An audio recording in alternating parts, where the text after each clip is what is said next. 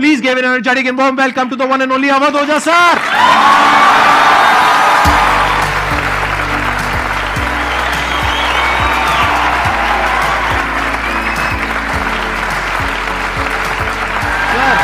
Sir hello sir, क्या हाल चाल?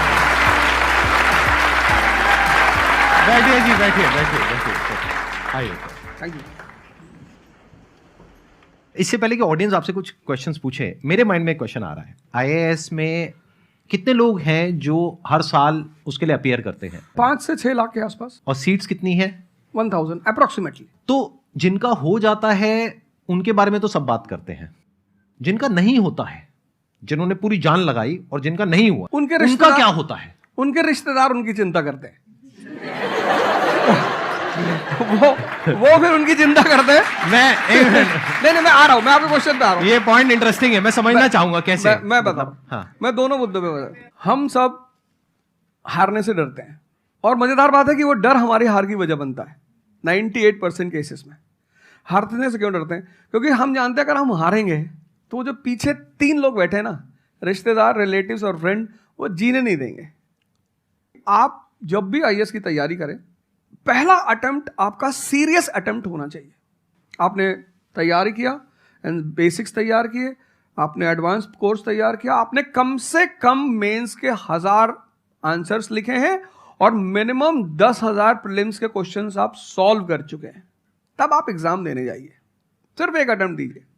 जिसने भी पहला अटेम्प्ट सीरियस दिया, उसको दोबारा तैयारी नहीं करनी पड़ती, रिवीजन करना पड़ता है।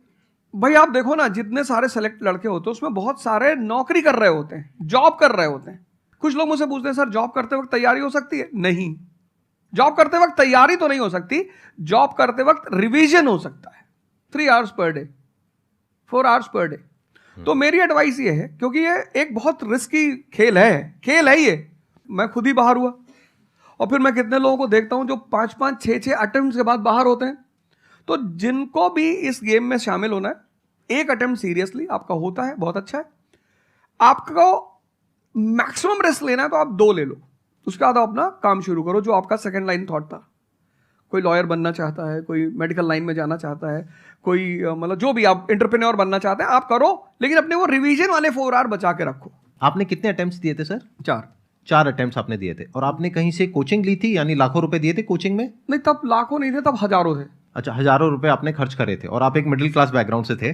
तो टोटल 4 साल में आपका कितना पैसा लग गया होगा? रहना, खाना, पीना, और आपने तो पूरी तैयारी करी होगी, साथ में कुछ और नहीं किया होगा? I think so. कुछ नहीं किया, बिल्कुल। तो कितना आपका 4 साल में अच्छा खासा पैसा? 5-6 लाख रुपए लगे। 5-6 लाख रुपए उस समय लगे।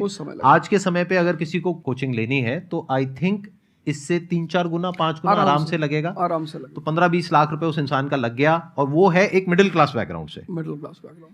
अब वो कहीं ऐसा तो नहीं कि वो ना यहाँ करा ना वहां करा 4-5 साल बाद? हाँ, वही मैंने कहा कि अब आप, जब हमारे समय तो ठीक था, अब आप रिस्क पूरा नहीं ले सकते। You have to be cautious. अब इनको कॉशियस होना पड़ेगा कि ठीक है, जैसे बड़े सारे लड़के क्या करते हैं, वो 1-2 अटेम्प्ट ऐसे ही देते हैं। अब तो इनके पास 6 अटेम्प्ट है। ओबीसी हैं तो और ज़्यादा है, SC ST हैं तो और ज़्यादा है। और मैं कहूँगा आप किसी भी कैटेगरी से आते हैं, आप 2 अटेम्प्ट से ज़्यादा कभी मत मानिए। ये पॉइंट बहुत अच्छा है कि आइडियली आपको अपने माइंड में ये रखना है कि एक ही अटेम्प्ट है मेरे पास में, मैक्सिमम अगर आपकी फैमिली अफोर्ड कर सकती है तो 2 अटेम्प्ट है। बिल्कुल। उसके बाद में अपने काम पे ध्यान देना है, और इसको एज अ रिवीजन की तरह देखना है, मतलब इसको साथ साथ में चलाना है। ये नहीं कि अपने 5 साल या 6 साल लाइफ के सारे यही निकाल दिए और सारा पैसा घर वालों का लगा दिया, या उन्होंने खेत बेच दिया या लोन ले लिया। ऐसी बहुत कहानियां मैंने सुनी है सर लोगों की, और बहुत ही दर्द होता है ऐसी कहानियां देख करके। ऐसे लोगों की जो कहानियां हैं वो उसको सुन करके बहुत ही बुरा लगता है अंदर से। चलिए आगे बढ़ते हैं जी। Sir, I wanted to ask how to fight the basically fear that we feel. Like there are lot many fears that we face, not only in studies but in each aspect of life. There is some kind of fear. How to fight that? How to come back? How to have that courage in life? Fear बड़ी प्यारी चीज है। हमने कुछ words को बड़ा negative बना लिया है। जैसे अब बच्चा है 2 साल का, उसको तो फियर होता नहीं, उसे कुछ पता नहीं, उसने कोबरा देखा, जाके पकड़ लिया। वो तो बाद में घर वालों ने देखा तो पता चला कि भैया कोबरा पकड़ के घूम रहा है। लेकिन हम बड़े हो गए ना, अब हम कोबरा देखेंगे तो वो हमारी बॉडी की जो मैकेनिज्म है वो हमें वार्न करेगी, अलर्ट करेगी। That is natural fear. वो अच्छी चीज है। जिस चीज की आप बात कर रहे हो वो फियर नहीं है, वो ओवर थिंकिंग है। आज का जो युवा है वो फियर से परेशान नहीं है, वो ओवर थिंकिंग से परेशान है। अब ये ओवर थिंकिंग क्यों है, उस फैक्टर पे आते हैं। ओवर थिंकिंग की वजह क्या है? ओवर थिंकिंग की वजह यह है कि आज का समाज इतना एक्सपैंड कर चुका है। You are outside your house, तुमको तुम्हारी दोस्त मिल गई कि मैं कल लंदन से आई, क्या लाइफ है लंदन में यार, और मैं तो ये कर रही वो कर रही। आपको लगा हम ही पागल है यार, आईएएस की तैयारी कर रहे। फिर शाम को किसी फ्रेंड का फोन आ गया कि मैं तो अब ऑस्ट्रेलिया जा रही हूँ, मैं तो वहीं सेटल हो जाऊंगी। 90s में हमारे पास इतने स्कोप नहीं थे। हमारी जो लाइफ थी वहां ओवर थिंकिंग इसलिए नहीं थी, आपने भी सर देखा होगा, क्योंकि हमारे पास इतने स्कोप नहीं थे। आज तुम्हारी जनरेशन में यू हैव मल्टीपल फील्ड्स, मतलब इतने सारे फील्ड्स ओपन है। तो जब तुम घूम के चारों तरफ देखते हो और तुम देखते हो कि तुम्हारे ही साथ के लोग बड़ी सारी फील्ड में एक्सेल कर रहे हैं, काम कर रहे हैं, अर्न कर रहे हैं, तो तुम्हारा दिमाग भागना शुरू करता है। फिर क्या होता है, हमारे पेरेंट्स हमसे ज्यादा ओवर थिंकिंग करते हैं, क्योंकि बड़े हमको लेकर कॉशियस होते हैं। हाँ। एक हमने ओवर थिंकिंग की, हम अपना संभाल लें किसी तरह। हम घर के अंदर गए, मम्मी रो रही है कि वो निशा मिली थी, 20 लाख का पैकेज है उसका। दूसरा प्रेशर तुम्हारे ऊपर आ गया। ये जो प्रेशर्स हम मल्टीपल फेस करते हैं, तो एक तुम्हारा प्रेशर, एक माँ बाप का प्रेशर। पता लगा बुआ जी ने रात में फोन कर दिया, क्या कर रही हो जी? तुम सारे लोग प्रेशर से लड़ रहे हो इस वक्त, मल्टीपल फ्रंट पे। ये कोई फियर वुअर नहीं है। ये प्रेशर दूर कैसे होगा, इस पे थोड़ी सी बात कर ले। जहां इंटरनल ताकत है वहां कॉन्फिडेंस है। आज का युवा क्या कर रहा है? बादाम का तेल लगा रहा है, बादाम की क्रीम लगा रहा है, बादाम का साबुन लगा रहा है, खा रहा गुटखा।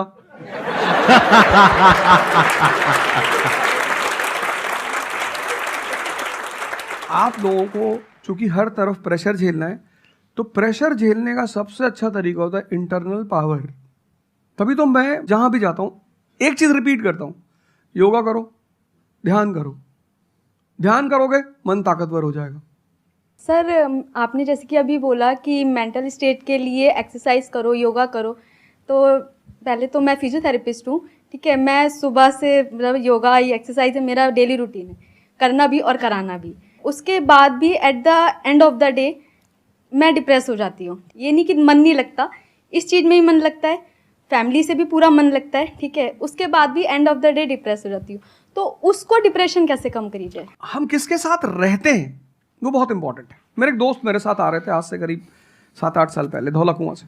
रात का टाइम था और हम दोनों, मैं गाड़ी चला रहा था, हम इंडिया गेट के सामने से निकले तो उन्होंने मुझसे कहा कि अब हम बुढ़े हो गए हैं। मैंने गाड़ी रोकी, मैंने कहा उतरो। तो उन्होंने कहा कि क्या हुआ? मैंने कहा उतरो, तो उतरो जरा। उतर गए, मैंने दरवाजा बंद करो, चले गए। आज तक मैंने उनसे बात नहीं की। वो उनसे पूछते हैं आज, अब तो खैर बात ही नहीं होती, पर वो बहुत उन्होंने कोशिश की कि अवध क्या हुआ? तुम दिन भर अपने आप को मोटिवेट करती हो, काम करती हो, जब तुम वापस घर में आती हो, अपने समाज में जाती हो, तो सब तुम्हारे मेंटल स्टेटस का थोड़ी है, वो तुम्हारी सारी ऊर्जा को खींच लेते हैं। इसीलिए तो माँ बाप हमारी संगत पे बड़ा ध्यान देते हैं। तुम्हें लगता होगा कि माँ बाप कितने बदमाश हैं, माँ बाप भगवान हैं। उनका एक्सपीरियंस तुम अपने दोस्तों को लेके जाया करो उनके सामने। कोई अल्ट्रासाउंड क्या करेगा जितना माँ बाप करते हैं, कोई स्कैनर क्या करेगा? सही बात है, देख के कोई 2 फोटो मिनट कैमरा में क्या फोटो खींचेगी, देख के बता देते हैं। बहुत बहुत दुष्ट है ये। इसकी आंख के नीचे देखो, यहाँ निशान है, बहुत दुष्ट है ये। और वो लॉजिक भी बड़ी अच्छी सी देते हैं, कोई कुछ भी देते हैं लेकिन बड़ा अच्छा सा लॉजिक देते हैं। तो ये हमारे साथ होता है। इसलिए हमें पहले गुरुकुल भेजा जाता था, और आज की हमारी सोसाइटी इसको सिर्फ नेगेटिव दिखाई पड़ रहा है। मैं अभी अब घर गया था, हमसे लोग कह रहे भैया 24 का चुनाव लड़ोगे? मैंने कहा यार पॉलिटिकल पार्टियां कह रही कि तुम सीधे प्रधानमंत्री बन जाओ। अननेसेसरी परेशान किए हुए, अननेसेसरी दूसरों से मत। और ये एक जगह का नहीं है, ये यूनिवर्सल हो चुका है। तुमने कह दिया कि मैं आईएएस की तैयारी कर रही हूँ, अरे नहीं होता किसी का। तिवारी जी की लड़की दी थी, 2 साल बाद पागल हो गई। तुम इतने डिप्रेस समाज में रह रहे हो। वो तो महेश्वरी जी जैसे लोग हैं जिन्होंने बहुत लोगों को जिंदा कर रखा है। Thank you. जब आपको कोई सहारा नहीं होता, आपने टाइप किया संदीप महेश्वरी, एक वीडियो आ गया, आप रिलैक्स हो गए। जब आप इन्हें सुनते हो तो आपका टेम्परेचर हाई होता है। तो एक ही आदमी को आप सुनते हो ना जिससे टेम्परेचर हाई हुआ, हमको सुन लिया कुछ ज्यादा ही हाई हो गया। लेकिन 2 लोगों को छोड़ दो, 3 लोगों को छोड़ दो, 4 लोगों को, ऐसे 10-12 लोग हिंदुस्तान में है, पॉपुलेशन 1 बिलियन 50 करोड़। तो तुम 10 लोगों को सुनो और बाकी जो तुम्हारे साथ 500 जुड़े हैं वो तुम्हें तो नीचे ही ले जा रहे हैं। इससे बचो, अपनी सर्कल को थोड़ा सा रिजर्व करो। तुम किससे बात करते हो, कौन सा लिटरेचर पढ़ते हो, लिटरेचर पर ध्यान दो। जैसे मैं रश्मिरथ पढ़ता रहता हूं, खाली हुआ, प्रसादों के कनकाब शिखर होते कबूतरों के ही घर। ये जो बड़े बड़े मकान है, कभी किसी बाज को यहां रहते हुए देखा? कबूतर रहते हैं। क्या लाइन है, प्रसादों के कनकाब शिखर, कितने मतलब महलों के जो बड़े बड़े शिखर, उसमें सिर्फ कबूतर रहते हैं। प्रसादों के कनकाब शिखर होते कबूतरों के ही घर, महलों में गरुड़ न रहता है, कंचन पर कभी न सोता। कंचन मतलब सोना। लग्जरी नहीं चाहिए। तुम लोग इतनी लग्जरी चाहते हो, लग्जरी आदमी को मेंटली कमजोर बनाती है। मैं आश्रम में था, मैंने ज्यादा खाना खा लिया। मेरा एक नियम है, नो एक्सरसाइज नो फूड। मतलब अगर मैं एक्सरसाइज नहीं करूंगा तो मैं खाना नहीं खाऊंगा। वहां एक बाबा जी, वो प्रेम में उन्होंने घी पे घी डालते चले, मैंने खा लो। फिर वो हुआ कि भाई यहाँ घूमेंगे, चारों तरफ जंगल है, डरा दिया इन लोगों ने। एक बार एक भालू एक आदमी की टांग काट के ले अरे मैंने कहा आज कोई भालू वालू नहीं आएगा, मैं जाऊंगा। फिर मैंने 4-5 लोगों को तैयार किया अपने साथ, उनको थोड़ा मोटिवेट किया कि जंगल में घूमने से ऑक्सीजन लेवल बढ़ता है। वो लोग भी तैयार हो गए कि चलो। तो हमारे साथ एक साहब अमेरिका से आए हुए थे, वो भी वॉक करने निकले, बोले हम भी चलेंगे। मैंने कहा भाई साहब क्यों जा रहे हो? कहते हम भी चलेंगे। मैं उनका नाम नहीं लूंगा। 1 किलोमीटर के बाद उन्होंने मुझसे कहा मेरे बैग में यहाँ बहुत पेन हो रहा है। 1 किलोमीटर। तुम लोगों ने पता है अपने आप को कष्ट देना छोड़ दिया है। You are dying for luxury, you have become weak physically and mentally. थोड़ा थोड़ा सा कष्ट दो अपने आप को, थोड़ा टेम्परेचर हाई रखो, थोड़ा बड़े टेम्परेचर वालों के साथ रहो। हमने अपने आप को कष्ट, हम कौन सी नॉवेल पढ़ रहे हैं? Half girlfriend. अच्छी है, अच्छी है, अच्छी, मैं ये नहीं कह रहा हूं, मैं कुछ बोल देता हूं। अच्छी है मतलब आपने पढ़ी है।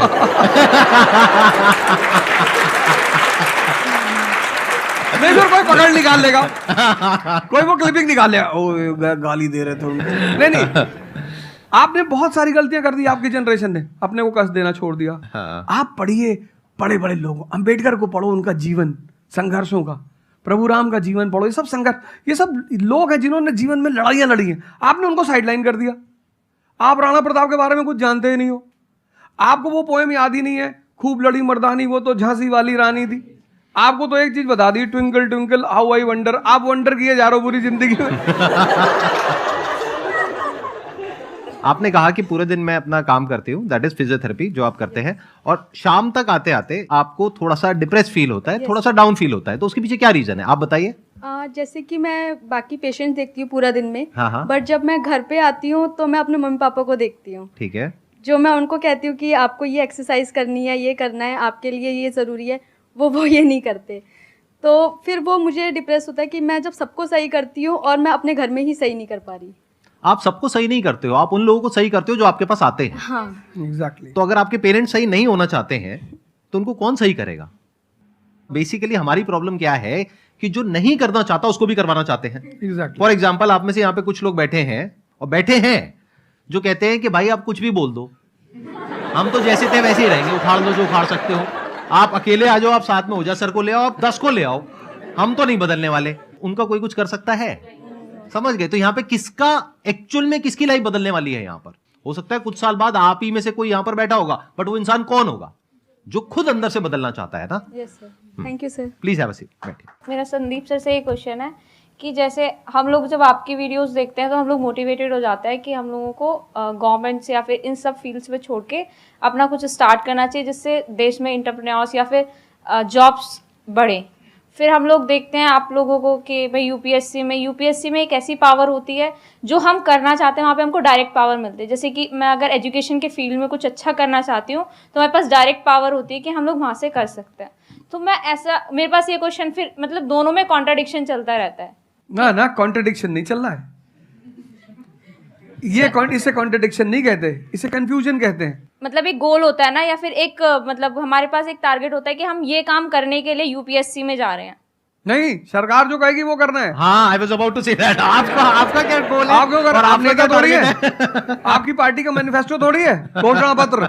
आप एक राजपत्रित अधिकारी हैं, गैजेटेड ऑफिसर। आपका जो मिनिस्टर होगा फोन मिलेगा, मैडम जी ये कस्तूरबा गांधी प्लान में अभी तक कितना काम हुआ? जी sir, I give the review in the evening sir. Okay, thank you. ठीक है मैडम, बाय, खत्म। सो आपका कहने का मतलब है कि जो सिविल सर्वेंट बनते हैं या आईएएस ऑफिसर बनते हैं उनके पास कोई पावर नहीं होती? पावर होती है जब तक जनता अपनी पावर नहीं समझती। आज की डेट में इस देश में पावरफुल कौन है? जनता। We the people of India solemnly resolve. Yes sir. ये जनता बेचारी पावर जानती है तो डीएम का ऑफिस में चले जाते, हुजूर इसको बेचारे को बताएं, नेता देखा, मेंबर ऑफ पार्लियामेंट देखा, क्या पैर छू लिए, तेरे फूफा है? नहीं भैया नहीं भैया, सांसद जी हैं। सांसद जी हैं तो क्यों पैर छू रहा है? तो पावर इस असलियत में इस देश की जनता के पास है।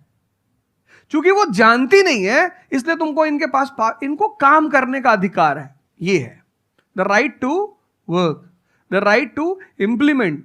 लेकिन चूंकि जनता अपने अधिकार को नहीं जानती तो तुम्हें दूर से दिखाई पड़ता है कि अरे आप बेटा कंफ्यूजन से बाहर आओ, ठीक है? और ग्लैमर मत देखो। आप बेसिकली पावर नहीं देख रहे हो, आप ग्लैमर देख रहे हो। आपको जो करना है उसको डिसाइड कर लो आप, और उस रास्ते पे आगे बढ़ो कि आप कल किसी भी फील्ड के मुकेश अंबानी बन जाओ, अडानी बन जाओ, वॉरेन बफेट बन जाओ, बिल गेट्स बन जाओ। इस रास्ते पे जाओ। Thank you sir. मैं यहाँ पे थोड़ा सा ऐड करता हूँ कि जो आपने बोला ना कि ये कॉन्ट्रडिक्शन है, सबसे पहले तो जो सर ने बोला कि ये कोई कॉन्ट्रडिक्शन नहीं है, ये कंफ्यूजन है, बिल्कुल सही बात है। अब कंफ्यूजन क्या है, उसकी जड़ क्या है? आप क्या कर रहे हो? आप बस हम लोगों की बातें सुन रहे हो। यहां से मैंने कुछ बोला, इन्होंने कुछ बोला, दोनों अलग अलग स्टैंड पॉइंट है। मतलब इस दुनिया में आर्ट्स भी है, साइंस भी है, कॉमर्स भी है। अब आप कहोगे अब तीनों में कॉन्ट्रडिक्शन है। अरे कॉन्ट्रडिक्शन नहीं है, अलग अलग लोगों के लिए अलग अलग स्ट्रीम्स है। डिपेंड्स अपॉन कि आपकी प्रेफरेंस क्या है, आपकी प्रायोरिटीज क्या है। तो आपको तीन चीजें देखनी पड़ेंगी, एक अपना पास्ट, अपना प्रेजेंट और अपना फ्यूचर। कि पास्ट में आपने कैसा परफॉर्म किया है। अगर आप पढ़ाई में बहुत अच्छे रहे हो तो आपको क्लियर नजर आएगा कि अच्छा मुझे पढ़ाई से रिलेटेड कुछ करना है, तो वहां से रास्ता क्लियर हो जाता है। बट अगर आपके दिमाग में 24 घंटे बिजनेस आइडियाज घूमते रहते हैं, जहां भी जाते हो वहां पे गोलगप्पे खा रहे होते हो, आपके दिमाग में चल रहा होता है अबे इतने पैसे ले लिए, उसमें से इतने का गोलगप्पा, इतने का पानी है, पानी तो इतना फ्री होता है, मेरे से लिया 20 रुपए, ये तो 5 रुपए का काम है, तो 15 रुपए इसके पास में गए, कितने लोगों ने एक दिन में खा लिए, इतने पैसे कमा लिए, व्हाटएवर। अगर इस तरह का आपका माइंडसेट है तो वहां पे एंटरप्रेन्योरशिप, स्टार्टअप, इन सब चीजों का बेनिफिट है। तो हर रास्ता हर एक के लिए नहीं होता है। तो ये आपको कैसे समझ आएगा? अपने पास्ट को देख करके। दूसरा, अपने प्रेजेंट को देखो कि आपके पास में क्या रिसोर्सेज हैं। सोचने से क्या होता है, आपको ये भी तो देखना पड़ेगा आपके पास में क्या रिसोर्सेज हैं। उसके बेस पर आप सोच सकते हो ना। कल को आप कहो कि मैं एक टेलीकॉम कंपनी लॉन्च करूंगी जो कि जियो को कंपटीशन देगी, ठीक है, सोच लो। कुछ नहीं होगा। क्या है पीछे, बैकग्राउंड क्या है, आपके पास में क्या रिसोर्सेज है, how are you going to compete. तो आप फालतू में कुछ भी सोच रहे हो ना। तो यहां पे कॉन्ट्रडिक्शन क्या है, कंफ्यूजन क्या है? कुछ भी नहीं। तो जब आपके रिसोर्सेज ही आपको अलाउ नहीं कर रहे वो करने के लिए, तो सोच क्यों रहे हो? तीसरा, फ्यूचर में आप अपने लिए कैसी लाइफ चाहते हो? जैसे सर ने कहा कि पावर नहीं मिलती है वहां पे सर्व करना होता है। इस गलतफहमी से बाहर आ जाओ कि वहां पे पावर मिल जाएगी। पावर तो पूरी की पूरी एक हिरार्की है, जिस हिरार्की में टॉप पर पब्लिक बैठी है एक्चुअल में, वो हमें पता ही नहीं है। हमारे हाथ में पावर है, किसको वोट करना है, किसको पावर में लेकर के आना है। फिर उनकी पावर के अकॉर्डिंग आगे पावर का डिस्ट्रीब्यूशन होता है, पॉलिसीज का डिस्ट्रीब्यूशन होता है, फिर उसको इंप्लीमेंट करना होता है। तो आपको देखना है कि आपको एग्जैक्टली लाइफ में चाहिए क्या है। कि अगर आपका माइंड है बहुत ज्यादा क्रिएटिव, कि आपको हमेशा दिमाग में आइडियाज घूमते रहते हैं कि कुछ अजीब करना है, कुछ अलग करना है, ये करना है, वो करना है, तो फिर वो रास्ता आपके लिए नहीं है। क्योंकि वहां पे आपके पास में पावर नहीं है, रिस्पॉन्सिबिलिटी है। But once you go in the entrepreneurship space, वहां पे रिस्पॉन्सिबिलिटी नहीं है, वहां पे पावर है, पावर टू क्रिएट। अब आपको देखना है कि एट द एज ऑफ 42, 48 आप किसके जैसा बनना चाहते हो। अगर एक टीचर बनना चाहते हो तो ये रास्ता है। उसके अलावा जिन्होंने यूपीएससी को क्रैक किया है उन लोगों को आप लाइफस्टाइल देख सकते हो। वैसे बनना चाहते हो, बहुत बढ़िया। मेरे जैसा बनना चाहते हो, बहुत बढ़िया। किसी और के जैसा बनना चाहते हो, बहुत बढ़िया। बट किस बेस पर? अपनी पर्सनालिटी को देखो ना, क्या लाइन हो रहा है। सर एक्चुअली आपका सेशन देख के मैं पब्लिक स्पीकिंग सीख रहा हूँ, तो कॉन्फिडेंस बढ़ाने के लिए जो आसपास के स्कूल है ना, स्कूल क्लासेस जो है उनके पास मैं जाता हूँ बच्चों को थोड़ा सा ये करने के लिए। तो मैं जाके वहाँ पे रश्मि रथी सुनाता हूँ, मेरे को आती है थोड़ी थोड़ी, तो मैं वो सुनाता हूँ, छत्रपति शिवाजी महाराज के बारे में सुनाता हूँ। तो उन बच्चों का मैंने थोड़ा नोटिस किया, तो वो क्या कह रहे थे मुझे कि सर जो टीचर है अभी जो सिखा रहे हैं वो बस सब्जेक्ट के बारे में बताते हैं और बोरिंग तरीके से सिखाते हैं, ना कोई एक्स्ट्रा कुछ एक्टिविटी नहीं करवाते, कुछ नहीं करवाते। और जब ऐसा कोई एडिशनल गेस्ट आता है जो कुछ एडिशनल सिखाता है तो उनका माइंडसेट थोड़ा चेंज होता है कि सामने वाले टीचर से भी वो वही एक्सपेक्ट करते हैं। तो मुझे कभी कभी लगने लगा है कि मैं जाके गलत कर रहा हूँ या वो टीचर का वो स्टूडेंट का देखने का नज़रिया बदल रहा है, तो वो वही से वो एक्सपेक्ट कर रहा है और उनका मन वहीं पे नहीं लग रहा है वो सब्जेक्ट में। तो अभी मैं क्या काम करने के दो तरीके हैं। एक, आपको काम करना ही है, कोई ऑप्शन नहीं है।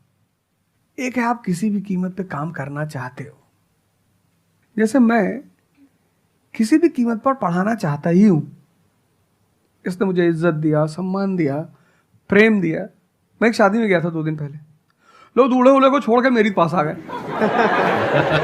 दूसरा बेचारा प्रोस्टेशन में आ गया कि यार हमसे मैसेज किया हुआ तुम यहाँ से चले जाओ। मतलब उनके भाई ने मुझे मैसेज किया, बड़े भाई ने कहा वो यार तुम यहाँ से जाओ, शादी नहीं हो रही है। मतलब वो द्वार चार वगैरह सारा प्रोग्राम था, वो सब बाहर हो जाओ सर, हो जाओ सर। तो हमारा जो देश का शिक्षक है उसके मन में कोई मोटिवेशन नहीं है कि वो क्यों पढ़ाए। जैसे हमारे घर मामा आए, हमारे उनके आने पे हम बड़े खुश होते थे कि मामा आए। क्यों? क्योंकि हमें पता था कि ये जब जाएंगे तो पैसा देके जाएंगे। इस देश के शिक्षक को, सरकार को कुछ ऐसा करना चाहिए कि उसके मन में एक मोटिवेशन हो कि 6 बजे का स्कूल है वो सुबह 4 बजे पहुंच जाए। कुछ ना करे इस देश की सरकार, सिर्फ उनको वीआईपी का दर्जा दे दे। फिर आप देखना, पैसा तो कौन नहीं कमा रहा है, शिक्षक सम्मान चाहता है। तो मैं अपने टीचरों से पुराने मिलता हूं, तो जैसे कहीं मिल गए वो सड़क पे, मैं खड़ा हो गया, रोक दिया सब, हाँ सर, तो पैर चले, तुरंत ऐसे सीना उन्हें चौड़ा कर लेते हैं कि हमारा बच्चा है जी। शिक्षक एक दुनिया की ऐसी लॉबी है जिसको सम्मान चाहिए। आप लोग कहीं भी अपने पुराने टीचरों को मिला करो, ठीक है, हो सकता है उन्होंने आपको कभी मारा हो, डांटा हो, कुछ बोला हो, लेकिन अब आप उनको थोड़ा सम्मान दे दिया करो, उससे बड़ा उन्हें फील होगा। हमारे देश के शिक्षकों के पास इनर मोटिवेशन की कमी है। कुछ लोग हैं जो इंडिविजुअल मोटिवेटेड रहते हैं, वो करते हैं कई सारे टीचर, लेकिन वो इंडिविजुअल। कुछ लोग होते हैं ना जिनको अपने धर्म का एहसास होता है, उनके लिए वो ड्यूटी नहीं होती, वो धर्म है उनका। तो वो तो जैसे भाई आप जाके आप धर्म के रूप में कर रहे हैं, 2-4 टीचर और भी कर रहे हैं, 10 टीचर और भी कर रहे हैं, लेकिन सरकार को टीचरों को कुछ तो ऐसा करना चाहिए कि उन्हें फील हो कि नहीं यार ये हमारा देश है, ये हमारे बच्चे हैं, हमें इनको बनाना है और ऊपर उठाना है। तो अगर सरकार कुछ ऐसा कर देगी ना, सेल्फ मोटिवेशन दे देगी, अरे फिर तुम देखना इस देश के टीचरों को। सर इसमें आपसे बात करते करते ना मेरे माइंड में एक सॉल्यूशन आ रहा है, क्योंकि एज एन एंटरप्रेन्योर मेरे माइंड में सिस्टम्स एंड प्रोसेसेस घूमते हैं। मतलब मेरे माइंड में ये घूमता है कि कैसे एक प्रॉब्लम है उसको सिस्टम में कन्वर्ट कर दिया जाए, जो कि वो काम अपने आप हो जाए। क्योंकि ऐसे बहुत ही कम टीचर्स होंगे जो अंदर से मोटिवेटेड होंगे। तो ये थ्योरेटिकली तो बड़ा अच्छा लग रहा है सुनने में, बट हजारों में कोई एक आध होगा। बिल्कुल बिल्कुल। तो अब मेरा स्टैंड पॉइंट क्या है कि क्या हो अगर जैसे हम ई कॉमर्स वेबसाइट्स पे जाते हैं, वहां पे प्रोडक्ट के रिव्यूज होते हैं। रिव्यू कौन देता है? जो कस्टमर है। तो टीचर का रिव्यू कौन दे सकता है? जो बाहर बैठा है उस कमरे से वो, या जो कमरे के अंदर बैठे हैं। तो अगर कुछ ऐसा सिस्टम हो जाए, एक ऐसा प्लेटफॉर्म बन जाए गवर्नमेंट का जहां पे सारे टीचर्स लिस्टेड हो और based upon the number of reviews and the quality of reviews उनको रिवॉर्ड दिया जाए अच्छा ऑटोमेटिकली। कि मतलब जो नंबर 1 पे आया उसकी सैलरी डबल, कि अगर उसकी 50,000 है तो 1 लाख। बहुत अच्छा सोल्यूशन। Why not? और जिसके इतने रिव्यूज आए, यानी जिसके 4 स्टार या उससे ऊपर आए, उनकी सैलरी सीधा डबल हो गई। तो फिर देखो क्या मजा आता है। फिर हिस्ट्री पढ़ाने का जो स्टाइल है ना, वो सारे टीचर्स आएंगे अवध ओझा सर के चैनल पर और आकर के सीखेंगे भाई क्या कहानी है ये, ऐसे कैसे पढ़ाएं कि बच्चे दीवाने हो जाए। और फिर अपने आप को अपग्रेड करेंगे। नहीं तो अपग्रेड करने की मोटिवेशन कहाँ है? जैसे एक एंटरप्रेन्योर होता है, उसके पास में तो मोटिवेशन होती है कि अगर मैंने अपने जो भी प्रोडक्ट है, सर्विस है या काम है, उसको अपग्रेड किया तो करते ही मेरे को इमीडिएट रिवॉर्ड मिलेगा। जैसे सेल्स टीम में अगर आप कहीं पर काम करते हो, कितने लोग सेल्स डिपार्टमेंट में है, अलग अलग कंपनी में जो जॉब कर रहे हैं, तो सेल्स में इंसेंटिव का एक सिस्टम होता है। तो वहां पर क्लियर पता होता है कि मैंने ये टारगेट अचीव किया तो ये है। तो एक क्लियर कट टारगेट होना चाहिए which is measurable, not theoretical but actual, objective not subjective. कि ऑब्जेक्टिव एक टारगेट होना चाहिए in terms of numbers which can be calculated, and a transparent system जहां पे स्टूडेंट्स वोट करेंगे और जो टीचर्स जीतेंगे पूरे इंडिया लेवल पे या स्टेट लेवल पे उनको बुला करके, जो हमारे देश के प्रेसिडेंट हैं या प्राइम मिनिस्टर हैं, वो आकर के रिवॉर्ड देंगे। Yes sir.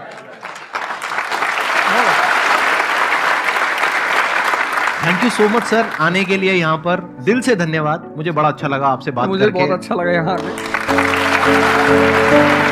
Thank you sir.